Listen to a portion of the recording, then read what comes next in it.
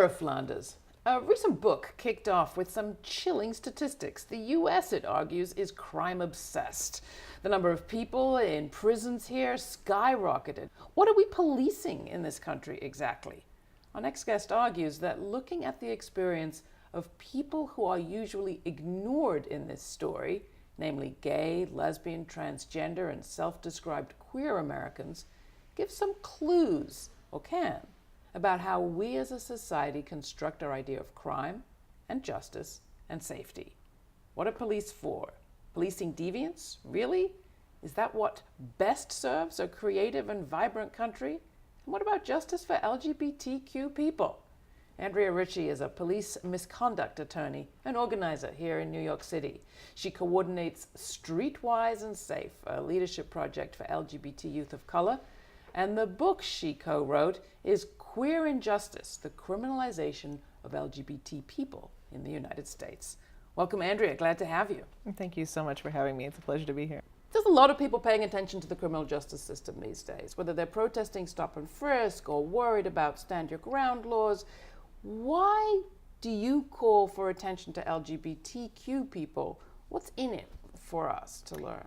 Well, for one, the reality of the fact that among, for instance, the almost 700,000 stops that were conducted in New York City in 2011, the majority of whom were of black and brown men. Among those black and brown men are gay men, or transgender men, or bisexual men, or transgender women who are being labeled as men, and who are experiencing stop and frisk in many of the same ways as other members of their community, but also in ways that are unique to their experience. And whether it's being called a particular name, whether it's being profiled for a particular offense, whether it's being harassed around what gender your ID reflects, whether it's being sexually assaulted or harassed, those experiences are both similar and different, and it's important if we're going to address the complexity of the problem to have a full understanding of all aspects of it. So what do some of those different ways reveal? They reveal that the function of law enforcement in the United States is to police the lines or perimeters, as you would say, around sex and gender and around sex and sexuality as much as they are around race. And in fact, that the policing of sex and gender is an integral function of the policing of race and poverty. Has that always been true, you think? Since the moment Columbus first landed, at least as far as I can gather. Well, you mean that? It's in the book. Literally. Within a couple of decades of Columbus landing, there's a documented instance of a conquistador literally policing people's gender presentation and sexuality among indigenous people by setting his dogs on them to kill them. And it's definitely sexual violence and policing of gender nonconformity and perceived sexual nonconformity was both used as a tool of colonial domination, but also as a justification for it in this country and on this land, and it continues to this day. So how do you make sense of it? Why do they care about our sexuality or our gender expression at all? Because it's a way of distinguishing between the quote-unquote good and law-abiding citizen and the one who is seen as a sign of disorder. And that's particularly the case in present day in New York City, where we've come back to and are spreading this notion of order maintenance policing. So then it comes down to a question of a police officer looking at you and trying to decide whether you fit into the accepted order of things. And if your gender presents in a way that seems disorderly to them, they can't quite put you in a box, or they feel like the box you're presenting is not the one they want you to be in, they're going to read that as a sign of disorder. They might walk up to you and start questioning you, feel like you're suspicious. They might literally write you a ticket for disorderly conduct, for simply appearing in public in a way that they find signals gender disorder or sexual disorder. And this sounds very theoretical, except the young people I work with literally talk about police officers saying, I wouldn't stop you if you didn't dress this way. I wouldn't ask you questions if you didn't dress like a boy. I wouldn't believe you were engaged in prostitution if you weren't dressed like that. And you document people arrested because they have condoms on. Absolutely. And obviously it depends where. I think that if a young white man was standing on the corner outside this studio with condoms, people would assume that he was following good public health messaging and doing what he needed to do to protect himself and his community. But a transgender woman of color a few blocks down and over will be assumed not to be following good public health messaging, not to be legitimately protecting herself and her community, but rather to be intending to engage in prostitution. For people that don't live in New York, describe a little bit of what's going on here. On the one hand, you have, as I see it, some movement on this policy of stop and frisk with the new administration, Bill de Blasio et al. There's been some agreement that that targeting of black men in particular was wrong. There's also, though, a commitment to more community policing, so-called, to more police on the streets.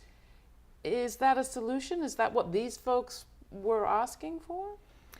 I think we're seeing a sort of transformation of how policing is happening in New York City, but ultimately the same folks are being targeted using different tactics. And it's reinforcing this notion of quote-unquote broken windows policing, of order maintenance policing, the notion that small signs of disorder detected by many officers on the street who are perceived by people in those communities as very much occupying forces, addressing those swiftly and surely with punishment of some kind will prevent major offenses. And it's just not been proven. One of the architects of that theory discredited it, and it instead just turns into a means of creating a lack of safety for other communities. And it also produces the kinds of policing, it creates opportunities for the kinds of policing of gender and sexuality in service of policing of race and poverty that we talk about in the book. It creates more opportunities for police officers to be out on the street, looking at people, deciding whether they think that they're a threat, whether they're a sign of disorder, whether they're about to engage in disorder. It gives officers more tools in terms of the kinds of regulations that they're enforcing to then question, harass, target people. For instance, in my neighborhood, I've seen more police checkpoints. So now people are being stopped more in their cars than on foot, perhaps on my block, but the same effect is happening, which is that people are being questioned, they're being asked to produce ID. If the ID doesn't match, or if they don't have ID because they're undocumented, then the similar consequences flow. And so again, I think New Yorkers need to think carefully about whether these tactics are producing safety or whether they're just another form of policing the same populations in the same ways that are about policing the same systemic power relations. You talked about ordinance maintenance offenses. Is that an official term, that a policing term? Or there's order maintenance policing. There's something called quality of life offenses. They're ostensibly about maintaining everyone's quality of life in New York City, but really we're not sure whose quality of life they're maintaining. And that's very different from the laws that we saw passed, we still see passed, having to do with hate crimes. You're against those, right?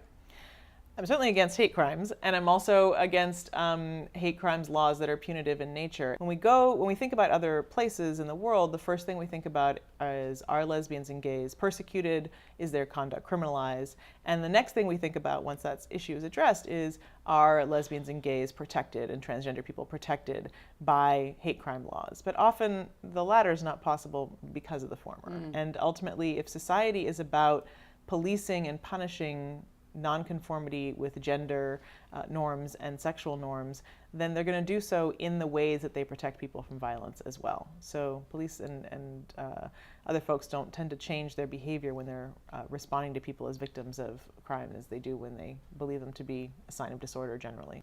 What about anti-trafficking laws that have come in for a lot of attention over the last few years? A lot of people believe we're not doing enough to crack down on sex trafficking, particularly of young girls.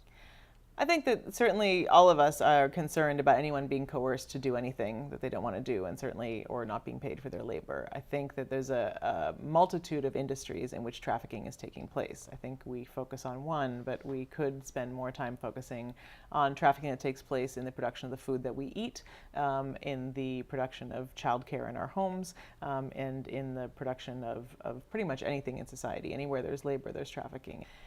The problem with the law enforcement-based responses is similar to that with hate crimes legislation. We've had hate crimes legislation for 30 years in this country, and the number of incidents of violence against LGBT people hasn't gone down. Similarly, law enforcement-based responses come in after the fact, and often, as with hate crimes laws, people are perceived through the same lens by police officers who are responding to violence as police officers who are enforcing lines of race and poverty and gender. And so when responding to prostitution or perceived trafficking situations, police engage in a great deal of profiling and a great deal of violence in their responses and in a great deal of punishment of people who they're ostensibly trying to protect. I've heard police officers say, for instance, that they want to break a victim of trafficking in order to find out who their exploiter is, when in fact, many young people, research has shown, and many people generally who engage in the sex trade are doing so for economic reasons and are not being coerced by any one person. And the folks who are being coerced are not in a position where that kind of law enforcement is actually going to address the issue. It's only going to further alienate them from seeking help, and it's going to further push them away from institutions that might be able to help them get out. It's also going to push them away from people in the industry that they're involved in who might be able to help. And so it's really critical that we look at and listen to what people in the industry themselves, including survivors of trafficking, are saying they need. And rarely are they saying they need more police officers, and more often they're saying they need more pathways to immigration status. They need more housing. They need more economic opportunities. They need more of the things that will make them less vulnerable to being coerced into doing something they don't want to do, whether they're trafficked into the sex industry or whether they're trafficked into the agricultural industry. Are you getting any clearer about what policing is for? What we as a society are getting out of any of this, other than, I guess, making some money along the way, as you described? I think policing has been used to maintain existing social and economic structures for a very long time. From, again, we talked earlier about, the first colonial forces arriving and policing the physical bodies of indigenous peoples and just using policing to destroy their culture and their practices and set up hierarchies of gender and sexuality, was used as a basis of taking land. And the first modern police forces were slave patrols. And it's clear what the purposes were there. And police have been used to round up immigrants, people engaged in the sex trades, people who are lesbian, gay, bisexual, or transgender for a very long time. And now are also being used to round up and incarcerate significant numbers of people of color. And so I think in all of those instances, it's about maintaining existing systems of social order. And we need to look at the ways those happen in macro ways and in individual police interactions. So tell us a little bit more about Safe and Streetwise, the project that you're part of, or Streetwise and Safe, and what you're figuring out about how to do this differently. We approach it at Streetwise and Safe 3 different ways. One is to make sure that young people are aware of their rights and practice strategies for addressing the realities of police encounters together. And they are the experts in those situations. They survive them every single day, so we share what we know about the law. They share with each other what they know about surviving those encounters, and together they find ways to reduce the harms of interactions with law enforcement. Then they also want to be parts of the conversations about what policing looks like and what safety looks like. And safety for them does not look like a flood of more police officers. That looks like more danger for them. They're very clear about what they need to feel more safe, and they articulate it every single day, and they're demanding it every single day. And it is? More housing, more jobs, more living wage jobs, more access to gender-affirming health care, more access to safe spaces, more access to opportunity to express their gender and sexuality in the ways that they want to. Those are the kinds of things that if we just ask folks what they need, they will articulate it. And people are finding ways to keep each other safe in community, because for LGBT youth of color, particularly who are homeless, police are not a source of safety. And so they find ways to work together to keep each other safe.